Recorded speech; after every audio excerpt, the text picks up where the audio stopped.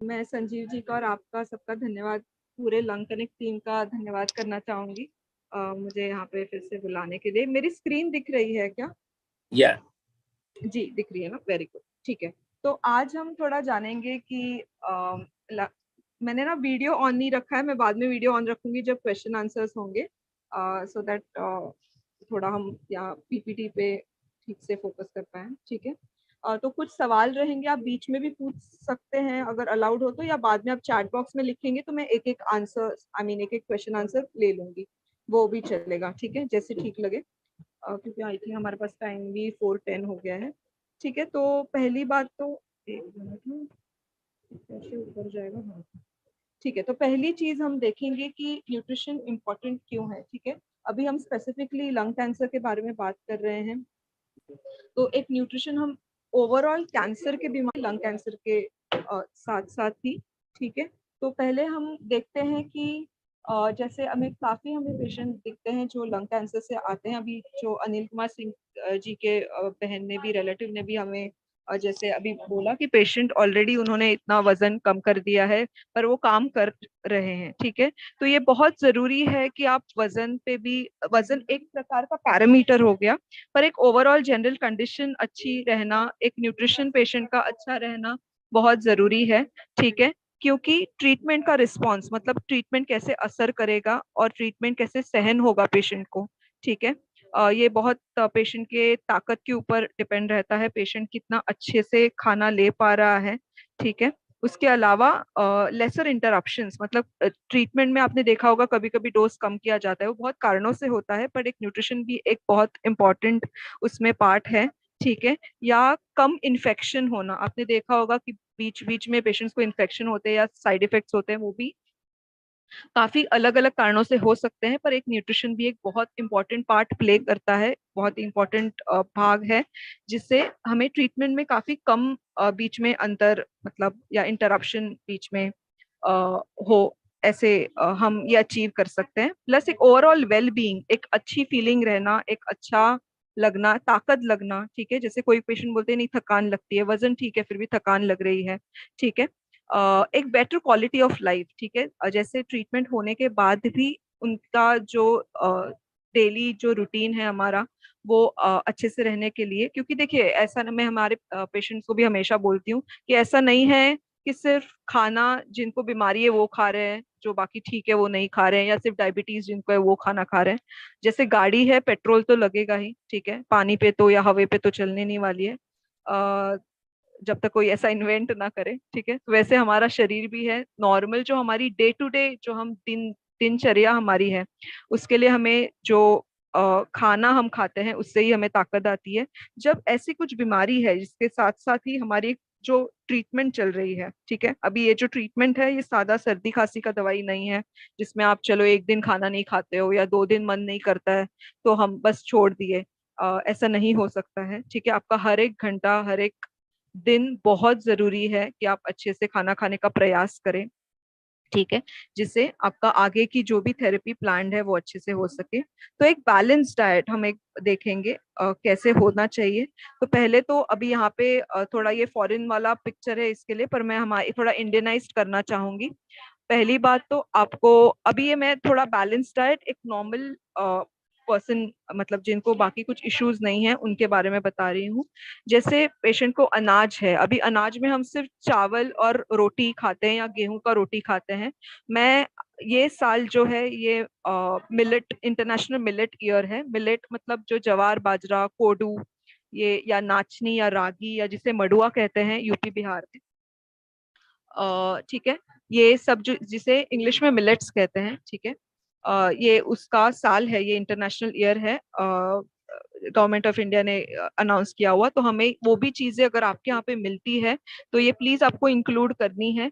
कैसे इंक्लूड कर सकते हैं, एक तो आप, क्योंकि वो जो है जवार बाजरे की रोटी हाथ से बनती है जैसे मकई की रोटी बनती है, तो हर एक को शायद वो उतना कंफर्टेबल नहीं होगा, पर आप उसको खीर में बना के या रोटी के आटे में ही थोड़ा डाल के, या कभी कुछ टिक्की बना रहे हैं, ठीक है, या कुछ रोल्स बना रहे हैं, जैसे उसमें आप वो सब आटा इस्तेमाल कर सकते हैं, ठीक है। क्योंकि हर एक को शायद कभी कभी वो रंग अच्छा नहीं लगता, टेस्ट अच्छा नहीं लगता, पर उसमें न्यूट्रिशन भरपूर है। स्पेशली मडुआ है, जवार बाजरा, ये इसमें आयरन की मात्रा काफी होती है, कैल्शियम की मात्रा काफी होती है। तो इसके लिए ये सब इंक्लूड करना बहुत जरूरी है। तो सिर्फ दाल चावल पे, आज ही हमारे एक पेशेंट पूछ रहे थे कि मैडम चावल का रोटी खाएं क्या, ठीक है। तो अगर आप ऑलरेडी चावल खा रहे हैं, ठीक है, तो फिर से चावल की रोटी खाने का मतलब कुछ मतलब नहीं है। सिर्फ खाने के लिए खाना मत खाइए, खाने से जो हमें न्यूट्रिशन वैल्यू मिल रही है उसके ऊपर फोकस करना बहुत जरूरी है, ठीक है। उसके बाद आते हैं दालें और अंकुरित जो अक्खी दालें रहती हैं, ठीक है। ये भी बहुत जरूरी है। बहुत सारे पेशेंट कंप्लेन करते हैं कि जो अक्खी दाल है, जैसे अंकुरित मूंग चना छोला हो गया, राजमा हो गया, ठीक है, उससे गैस बनती है। तो मैंने काफी देखा है यूपी और बिहार में वो कच्चा खाया जाता है। तो मैं एक इसकी सलाह देना चाहूंगी कि ये चीजें आप पका के खाएं, ठीक है, या उसको जो भी आप नॉर्मल सब्जी बना रहे हैं उसमें अभी आप डाल सकते हैं, या उसको स्टीम कर सकते हैं, थोड़ा नींबू डाल के ले सकते हैं, ठीक है। ये आप नाश्ते की तरह ले सकते हो, स्नैक्स की तरह ले सकते हो, ठीक है, अगर आपको सब्जी में नहीं लेना है। या रोटी के आटे में डाल के जैसे पराठे बनाते हैं वैसे बना के ले सकते हैं, ठीक है। उसके अलावा हम सब्जियां और फलों के बारे में भी जानेंगे। अंदाज से 3 से 4 सर्विंग्स, मतलब एटलीस्ट दिन में एक फल, ठीक है, और 2 से 3 मतलब एटलीस्ट आपको देखना है कि सब्जियों का प्रमाण आप अच्छे से रखे खाने में। अभी प्लीज देखिए, आलू ये सब्जी नहीं है। काफी जन सिर्फ आलू, मैंने बहुत आज ही देखे काफी पेशेंट सिर्फ आलू खाते हैं, ठीक है। आलू एक प्रकार का कार्बोहाइड्रेट है। कार्बोहाइड्रेट मतलब जो आपको अनाज से मिलेगा वही उसमें से ताकत मिलेगा। तो सब में आलू मत डालिए, ठीक है। बाकी जो भी रंग बिरंगी सब्जियां आती है, जैसे शिमला मिर्च हो गया, पत्ता गोभी हो गया, ठीक है, हरे पत्तियों की सब्जी, अभी हर टाइम हरे पत्तियों की सब्जी मिलती नहीं है। तो आप देखिए कि जो आपके यहाँ पे सब्जियां उग रही हैं, अभी काफी ऐसी सब्जियां हैं जो शायद बहुत गांव में या ऐसे मतलब रिमोट एरियाज में मिलेंगी। तो आपके यहाँ पे जो आप पहले से सब्जियां खाते आ रहे हो, तो मुझे ये बोलना है कि आप अलग अलग सब्जियां इंक्लूड करें, ठीक है।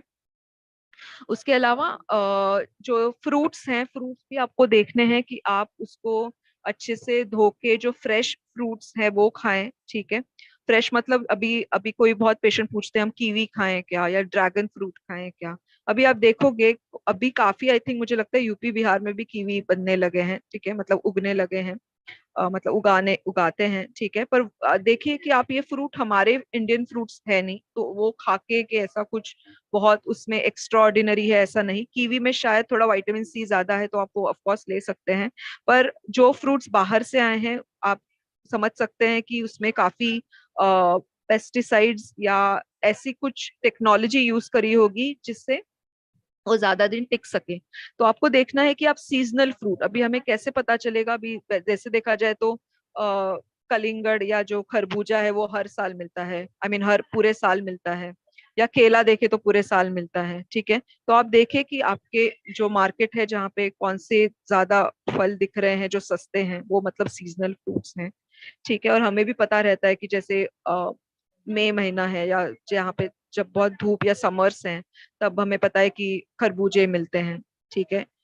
या जो जिसमें ज्यादा ज्यादा पानी है वैसे वाले फ्रूट्स मिलते हैं, या आम मिलता है, ठीक है।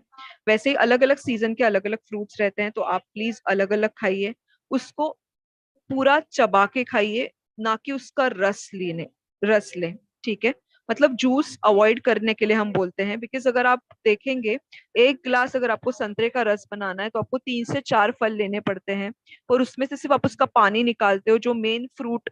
अब आजकल अभी आप देखोगे काफी रिसर्च चल रहा है फाइबर के ऊपर, जो तंतुमय पदार्थ रहते हैं, ठीक है, जो रेशाओं के पदार्थ हैं, फाइबर पे काफी काफी रिसर्च हो रही है, ठीक है, अलग अलग बीमारियों में। तो बहुत जरूरी है कि आप वो फाइबर खाएं। ऑफ कोर्स ऊपर का जो मोटा छिलका है वो हम नहीं लेते हैं, पर जो अंदर का सफेद वाला जो भाग है संतरे को, जो कवरिंग रहती है, तो वो उसके साथ फल लेना जरूरी है। कोई कोई लोग अनार अनार को बस हाथ से मतलब दबा के उसका रस, अभी उस दिन एक पेशेंट पूछ रहे थे कि ऐसे हम ले सकते हैं कि उसको हाथ से दबा के रस बना ले, ठीक है। तो ऐसा नहीं है कि आपको मतलब उसका वो रस निकाल के फायदा नहीं है, जो मेन फ्रूट है हम उसको फेंक रहे हैं, तो मेन न्यूट्रिशन चला जा रहा है। वो सिर्फ एक पानी मिल रहा है, तो उसमें हमें उतना न्यूट्रिशन नहीं मिलेगा। प्लस अगर आप एक गिलास जूस पीते हैं, अभी बहुत सारे पेशेंट यहाँ पे एक्सपीरियंस करते होंगे ये महसूस करते होंगे कि उनकी भूख कम हो जाती है या थोड़ा खा के पेट भरने लगता है, तो उसमें अगर आप ये 1 गिलास जूस या 1 गिलास नारियल पानी पीते हो, जिसमें से आपको थोड़े बहुत कुछ विटामिन मिलेंगे, क्योंकि जितना आप उसको हवे के संपर्क में रखेंगे उतने विटामिन भी लॉस्ट हो जाते हैं, तो वैसे देखा जाए तो ज्यादा कुछ बचता नहीं है। ठीक है, तो इसके लिए उसको पूरा खाना बहुत जरूरी है, ना कि आप उसको ज्यादा प्रोसेस या जूस करें। अभी ना घर का बना हुआ, ना पैकेट वाला, ना कहीं और का आपको जूस लेना है। ठीक है, फिर हम आते हैं, अगर कोई नॉन वेजिटेरियन है तो चिकन, फिश और अंडा। ठीक है, अंडा आपको देखना है कि आप प्लीज उबाल के खाएं, ठीक है, पीले के साथ खाएं। ठीक है, अगर जिसको कोलेस्ट्रॉल वगैरह इश्यू है वो भी पीले के साथ खा सकते हैं। रिसेंट रिसर्च कहता है कि उसमें से पीले और वो कोलेस्ट्रॉल की कुछ उसका कनेक्शन है नहीं। ठीक है, ऑफकोर्स उसमें कोलेस्ट्रॉल रहता है, पर वो डाइटरी कोलेस्ट्रॉल और जो शरीर में बनने वाला वो अलग कारणों से है। ठीक है, तो आप पीले के साथ खा सकते हैं। अभी कोई कोई पेशेंट को स्मेल आती है, कोई कोई पेशेंट बहुत सेंसिटिव हो जाते हैं स्मेल की तरफ। ठीक है, जैसे राई जो छौंक लगाते हैं उसका स्मेल या पीले की स्मेल, तो अगर ऐसा बहुत प्रॉब्लम है तो आप सिर्फ सफेद खा सकते हैं, नहीं तो पीला रेस्ट्रिक्ट करने की बिल्कुल जरूरत नहीं है। सफेद को जैसे कोई स्मेल होती नहीं है तो वो आप ले सकते हैं। ठीक है, चिकन फिश भी हम बोलते हैं कि आप खा सकते हैं।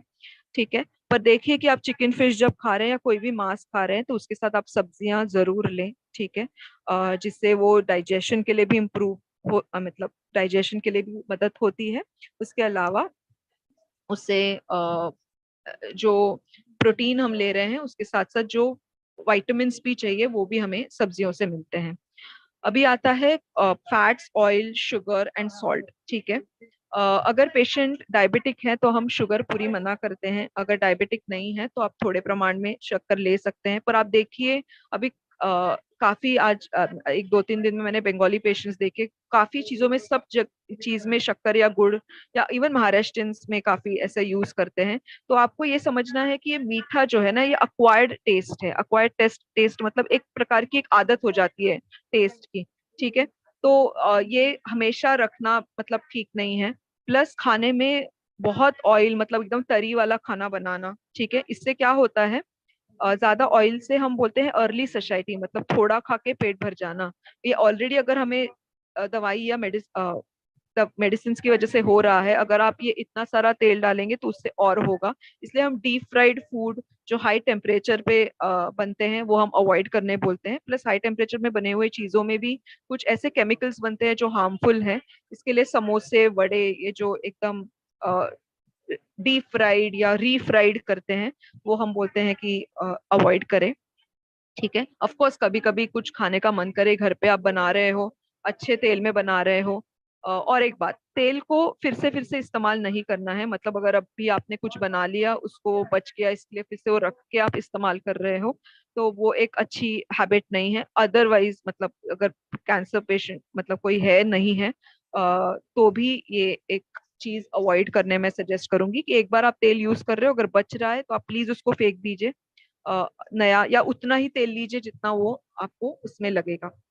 ठीक है, नमक भी आपको जितना स्वाद के लिए लगता है उतना लीजिए, ऊपर से डाल के सब चीज में नमक मतलब डालने की वैसे जैसे कचुम्बर वगैरह हो गया उसमें कुछ जरूरत पड़ती नहीं है, पर जितना स्वाद के लिए है। कोई भी रंग का मतलब भाई कोई पूछते हैं काला नमक इस्तेमाल करें क्या, सेंधा नमक इस्तेमाल करें क्या, नॉर्मल आयोडाइज सॉल्ट आप इस्तेमाल कर सकते हैं। ठीक है, अभी हम आते हैं पैकेज्ड फूड्स। ठीक है, कोई भी पैकेज्ड फूड्स अगर आपको देखने हैं, अभी कोई कोई पेशेंट के मतलब यहाँ पे जो ट्रीटमेंट ले रहे हैं शायद उनको घर नहीं होते हैं या कहीं और रह रहे हैं, तो मैं समझ सकती हूँ पैकेज चीजें कौन सी ले सकते हैं, जैसे दही हो गया, दूध हो गया।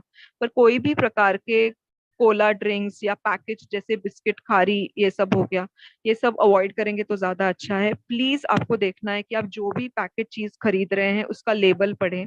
ठीक है, चाहिए तो अगर नेक्स्ट टाइम, क्योंकि लेबल रीडिंग एक अलग टाइम मतलब मुझे थोड़ा टाइम देके करना था इसलिए मैंने इसमें इंक्लूड नहीं करा है, तो वो हम शायद अगर आप लोग इंटरेस्टेड होंगे कि लेबल कैसे रीड करना है, एक 2 3 टिप्स बता देती हूँ।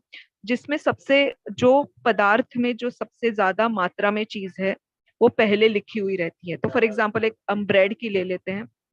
ठीक है, अगर कोई बोलता है कि वो गेहूं की ब्रेड है, ठीक है, तो आपको देखना है उसमें व्हीट फ्लावर कितना है। अभी आप देखोगे कभी कभी रिफाइंड व्हीट फ्लावर लिखा रहता है बहुत सारे ब्रेड्स के ऊपर। रिफाइंड व्हीट फ्लावर एक प्रकार ये उसका मैदे का नाम ही रिफाइंड व्हीट फ्लावर है, जो हम बिल्कुल मना करते हैं क्योंकि उसमें जीरो न्यूट्रिशन है। ठीक है। और not only diabetics, otherwise also इससे कोई हमें न्यूट्रिशन मिलता नहीं है, प्लस उससे हार्म ही होने की संभावना है। तो इसके लिए हम कहते हैं कि वो अवॉइड करें। ठीक है। मल्टीग्रेन ब्रेड, ऑफ कोर्स अगर कभी कभी बहुत मन करे कुछ सैंडविच खाना है या ब्रेड के साथ कुछ खाना है, आप मल्टीग्रेन ब्रेड ऑप्ट कर सकते हैं, पर वो भी जैसे रेयरली, क्योंकि आप देखोगे कि सुबह बनाई हुई रोटी भी हमारी कैसे हो जाती है एकदम शाम तक। ठीक है। तो इसके लिए मतलब आप समझोगे कि अगर वो ब्रेड ऑफ कोर्स एक दिन पहले नहीं बनाई हुई रहेगी या वो दिन बनाई नहीं रहेगी, तो इतने दिन बनाई हुई है तो उसमें कुछ चीजें जैसे डो कंडीशनिंग या इम्प्रूवर्स डालते हैं जिससे टेक्सचर इम्प्रूव होता है, तो ऐसे कुछ केमिकल्स डाले हुए रहते हैं जिससे वो एकदम ब्रेड सॉफ्ट रहती है। ठीक है। तो उसका भी आप कम से कम इस्तेमाल करें। ठीक है।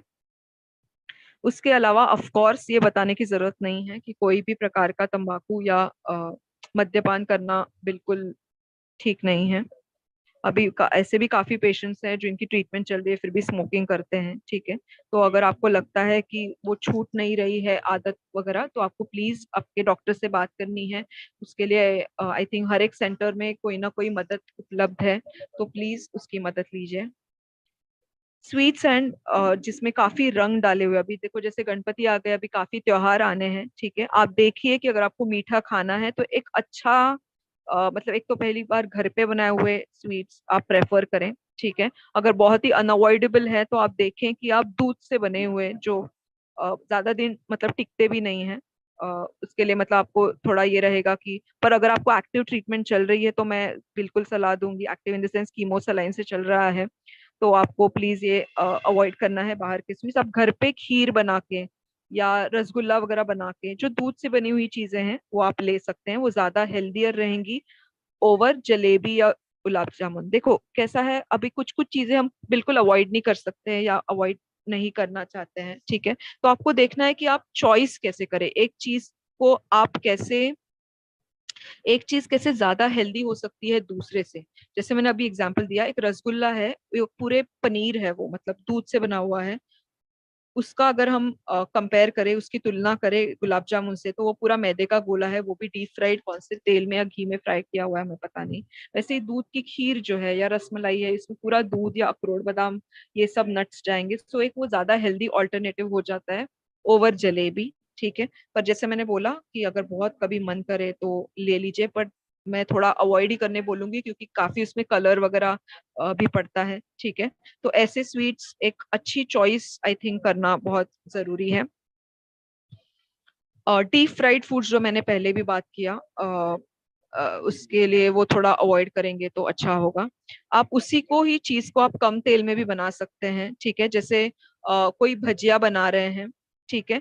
अभी ये सब अगर रेगुलर आप खा रहे हैं, कभी 2-3 महीने में एक बार खा लिए कोई दिक्कत नहीं है। ठीक है। पर आप देखिए आप ये घर पे बनाए, क्योंकि आपको पता है घर पे बनाया हुई चीज जितने प्यार से और जितनी केयर से बनाई जाती है उतना बाहर से नहीं होगा। ठीक है। और बाहर के जो तेल जो 10 बार यूज होता है। ठीक है।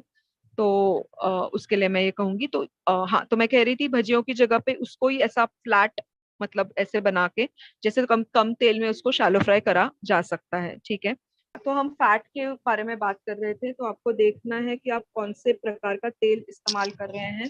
तो तेल अभी काफी टाइप के होते हैं, अगर आप यूपी बिहार या बंगाल के हैं तो मस्टर्ड ऑयल बहुत यूज होता है। उसके अलावा आप पीनट ऑयल या क्या बोलते हैं सिंगदाने का तेल है, ठीक है, या राइस ब्रांड तेल है, वो तो सब जगह पे मिल जाता है, वो इस्तेमाल कीजिए। सनफ्लावर ऑयल या साफलर ऑयल जो क्या बोलते हैं उसको, करडी बोलते हैं, साफलर और या सनफ्लावर, ये अगर अवॉइड करेंगे तो अच्छा होगा।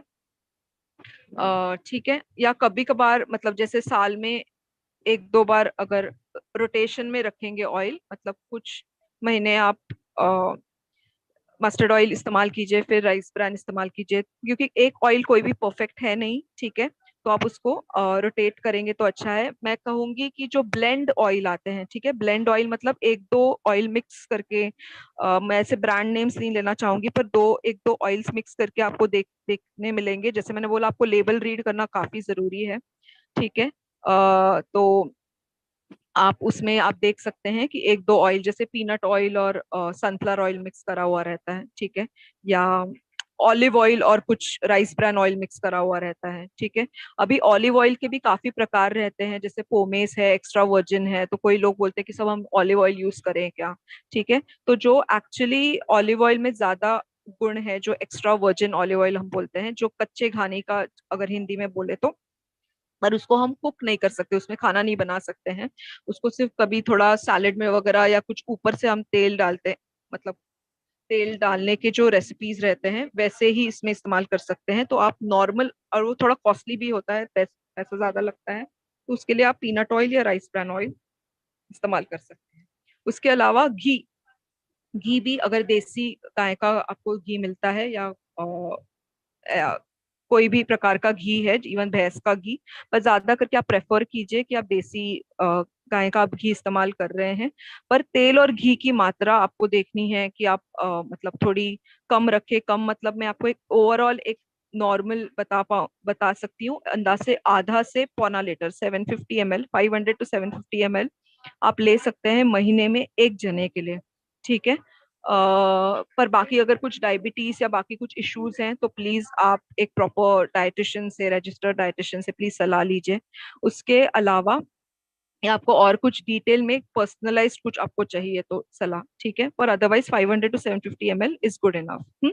या बटर या घी, बटर मतलब एक तो रहता है मक्खन, जिससे घी बनता है, वो मक्खन आप ले सकते हो, ठीक है, पर वैसे भी ज्यादा हम उसको खाते नहीं है। पर ये जो बटर रहता है, जो मैं फोटो में आप देखोगे, या डालडा, डालडा मतलब एक हाइड्रोजनेटेड फैट है, ऑयल को ही कुछ केमिकल प्रोसेस करके उसको बनाया जाता है।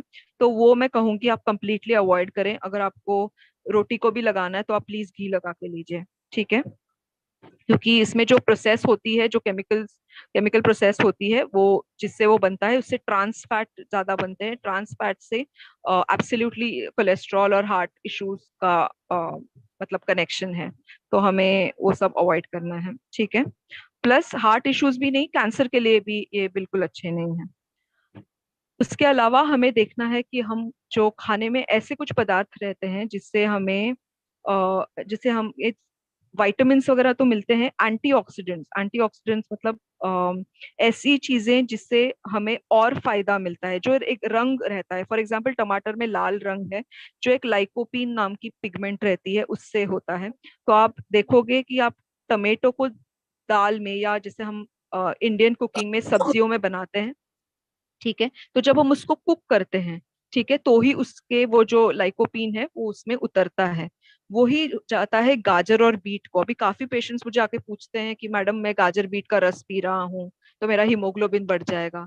तो प्लीज ये समझिए कि अगर गाजर बीट का रंग लाल है तो उसमें कुछ, जैसे एंथोसाइनिन बीट रूट में रहता है, गाजर में बीटा कैरोटीन है, उसकी वजह से उसका रंग वो है, ठीक है। उसका मतलब ये नहीं कि उसमें हीमोग्लोबिन है, ठीक है। तो आपको देखना है, तो जितना आप पकाओगे उससे वो, उसकी जो शरीर में उसकी क्षमता जो है शरीर में लेने की, वो बढ़ती है। तो गाजर बीट का कच्चा जूस पीने से वो सिर्फ मेंटल सेटिस्फेक्शन मिलेगा। मैं मतलब एक्चुअली मैं बताऊं तो आप उसको सब्जियों में या पराठों में डाल के या चावल में डाल के, जैसे हम पुलाव वगैरह बनाते हैं, वो अगर ज्यादा मतलब जब आप उसको पकाएंगे तो उसकी तेल में पकाना वो भी बहुत जरूरी है, कोई एक फैट में पकना जरूरी है, क्योंकि ये सब फैट सोल्यूबल वाइट एंटीऑक्सीडेंट्स हैं, जिससे वो शरीर में ज्यादा एब्जॉर्ब होने में मदद करता है। उसके अलावा ग्रीन टी, ब्लैक टी आप ले सकते हैं, अलग अलग प्रकार के, जैसे मैंने पहले भी बोला, फ्रूट्स आपको सीजन वाइज लेने जरूरी है, क्योंकि कोई कोई फ्रूट्स में कुछ कुछ अलग अलग पिगमेंट्स, मतलब जो कलर उसमें होता है, और अलग अलग प्रकार के, जैसे विटामिन सी है, ठीक है, ये भी अलग अलग मात्रा में होता है, जिससे हमें भरपूर उसका उपयोग हो सकता है। प्लीज आपको देखना है कि स्ट्रीट फूड अवॉइड करें, ठीक है, कोई भी टाइप का street food absolutely is not a good option. और प्लीज ऐसे जो खराब हुए हुए फ्रूट्स हैं या जूस हैं, जैसे मैंने पहले ही कहा है, वो अवॉइड करें।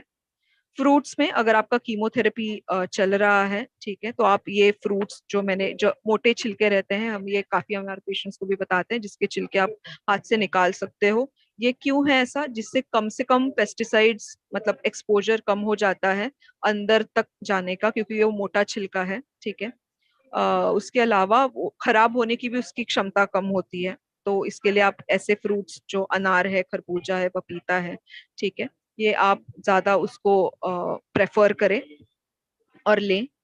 उसके अलावा जो ड्राई फ्रूट्स हैं वो भी आप देखें कि फ्रेश फ्रूट्स आप जितने ले सके, क्योंकि ड्राई फ्रूट्स आप देखोगे उसमें जैसे मुनक्के है, इसमें शक्कर लगा के उसको एकदम शक्कर के सिरप में पका पका के उसको बनाते हैं।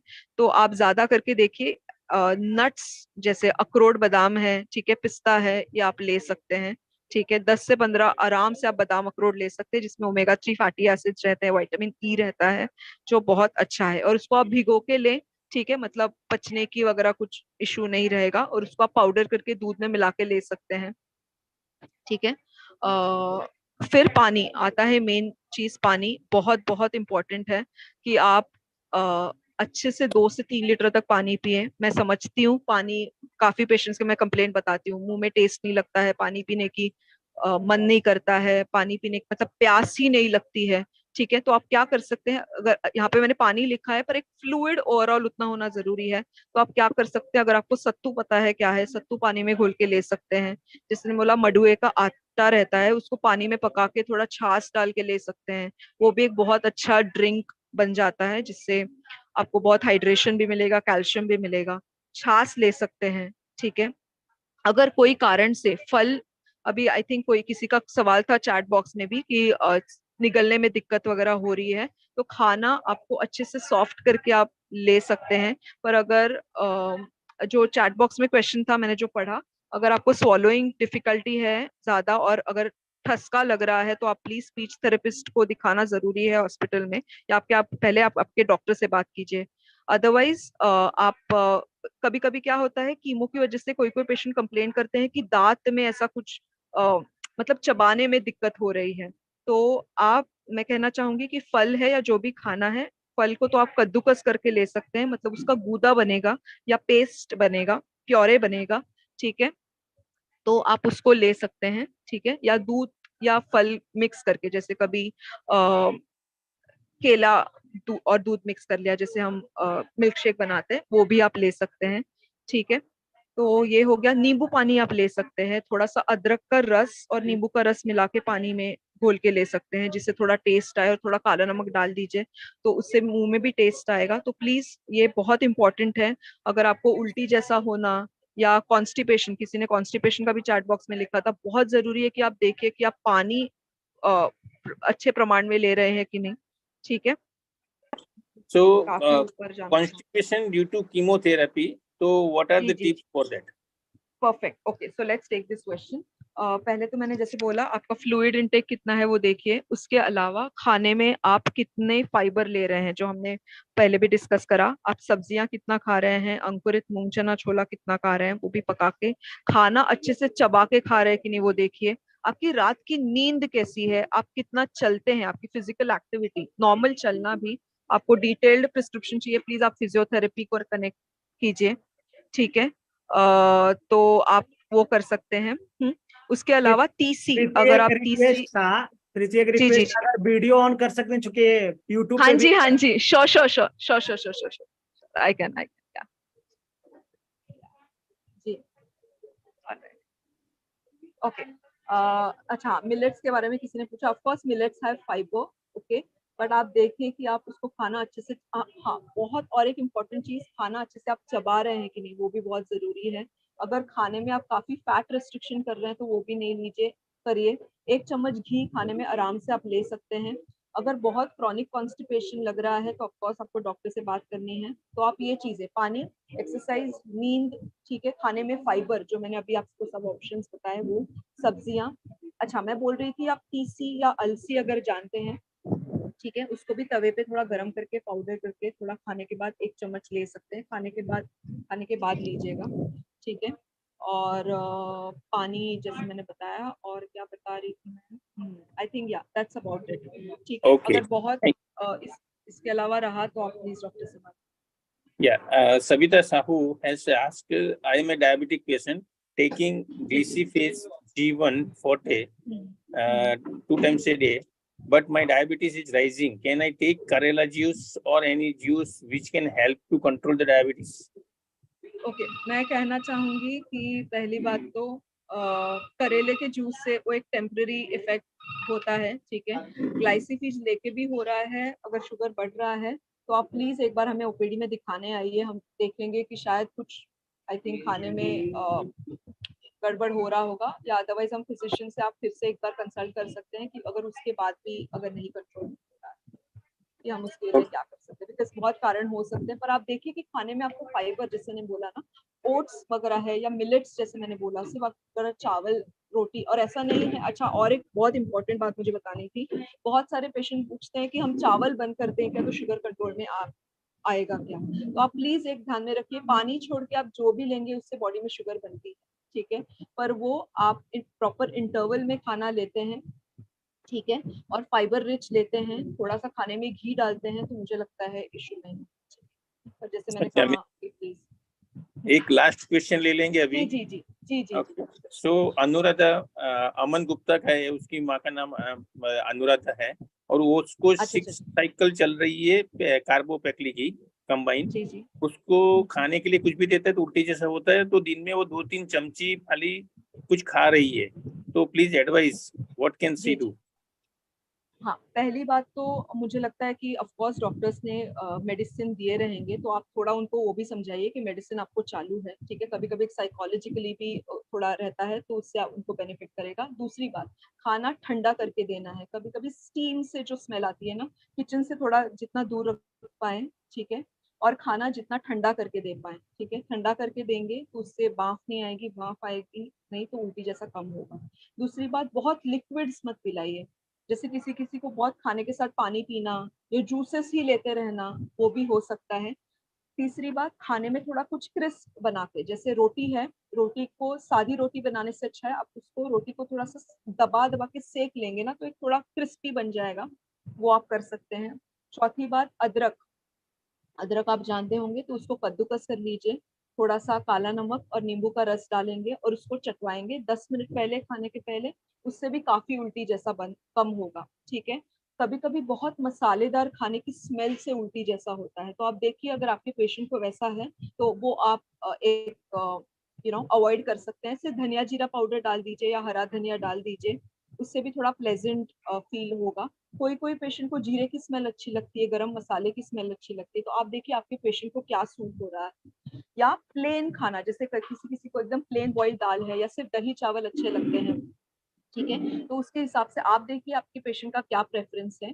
और एक लास्ट टिप बताऊंगी, खाना थोड़ा ठंडा करके, मतलब नॉर्मल टेम्परेचर से भी थोड़ा कूलर टेम्परेचर देंगे ना, तो थोड़ा सा उल्टी जैसा कम। Okay, thank you ma'am, thank you. और वन अच्छा, क्वेश्चन है, सॉरी एक सर, एक एक ही चीज, एक ही चीज, एक साथ बहुत सारा खाना मत खिलाइए। दिन में आपको देखना है कि आप 5 से 6 से 7 बार खिला रहे हैं, जो भी खिला रहे हैं हर 2 घंटे में, 1.5 से 2 घंटे में डिवाइड करके दीजिए, बस इतना। एक कॉमन क्वेश्चन है कि जी जी। चाय विदाउट शुगर की कितनी बार दिन में पीनी चाहिए। चाय, अभी चाय बोले ना सर? हाँ, चाय, टी टी जी जी जी। चाय जो है, मिल्क टी। पहले तो देखना है कि आपकी आप ब्रेकफास्ट या मेन खाने के बीच में आपका 2 से 3 घंटा गैप हो, क्योंकि चाय में टैनिन नाम की टैनिन से बनते हैं चाय, मतलब चाय पत्ती में टैनिन नाम का एक कंपाउंड है, जिससे आयरन जो है, आयरन या प्रोटीन है, वो बाइंड हो जाता है। मतलब आप कितना भी अच्छा प्रोटीन ले, आयरन रिच खाना ले, पर वो बॉडी में, मतलब वो एब्जॉर्ब नहीं होता है। तो आपको देखना है कि 2 से 3 घंटे में गैप रखें, दिन में 1 से 2 कप चाय, ठीक। Okay, thank you ma'am, thank you very much जी फॉर योर जी। टाइम। बहुत बहुत शुक्रिया।